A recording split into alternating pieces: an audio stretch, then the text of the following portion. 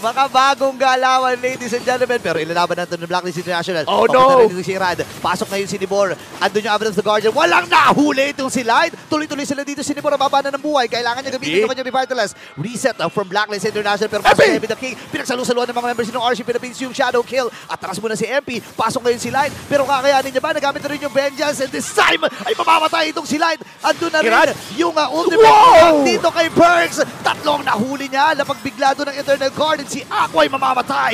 Double kill para kay MP. May pagkakataon pa silang kunin itong Lord na to. What an implosion play coming in from Perks. Inintay niyang lumabag si Irad. Inintay niyang mawala yung Tempest of Blades. Wow! Napakapasensyoso na Perks setter ang ating nakita doon at dahil sa ginawa niya, endable na ata para sa Agents! Aray ko po yung Shadow Kill. Hindi kinaya ng RSG yung bagsik dito ni MP the King at ang game number 1.